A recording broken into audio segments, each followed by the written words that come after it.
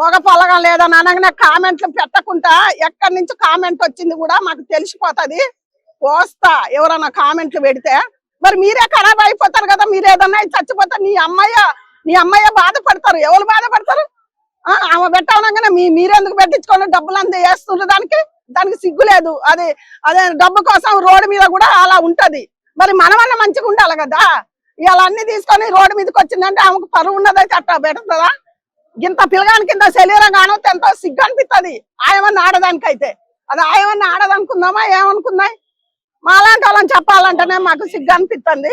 So విష్ణుప్రియకి అగ్నిస్ట్ గా మాట్లాడతారు. అరే పనులు చేస్తుంటే కానీ మంగళికి కానీ మీరు ఏం చెప్పాలంటే? మంగళికి ఏం చెప్పాలంటే అది నిజాలు అన్నది బయటపడ్డ రోజు మాట్లాడదాం. ఏదైనా నిజాలు తెలుసుకోకుండా ఒక ఆడ కూతురు అనకూడదు. అవునా కాదా? ఈ డబ్బు మధుని పట్టుకోండి. ఏ లాయర్ తోటైనా నేను చెప్పేదాన్ని ముందు డబ్బు ఎవరి పేరు మీద పోయింది, ఎవరి పేరు మీద కుప్పలైంది అది తెలుసుకోమను.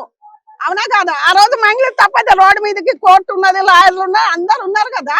మరి ఆ రోజు మాట్లాడతాం. మంగళిదే తప్పని, మంగళి మంచిదనను చెడ్డదనను ఏమనను. ఆ డబ్బు ఎవరి ద్వారాన పోయింది, ఎవరి బ్యాంకులా, ఎవరి మీద డ్రా అయింది, ఎవరి మీద ఉన్నాయి అవి ముదగాళ్ళు లాయర్ తెలుసుకోవాలి. లాయర్ కూడా కసులు గిసులు ఆ అమ్మాయిల మీద అనకుండా నీ లాయర్ తనం ఏందో నువ్వేందో రేపు నేర్పించుకో కోర్టులో. అవునా కదా? విష్ణుప్రియ గురించి ఏం చెప్తారు? విష్ణుప్రియ ఇప్పటికైనా బుద్ధి తెచ్చుకొని బతుకుమంటాం ఎవరైనా. ఎందుకంటే పరువు పోతే పరువు రాదు తల్లి.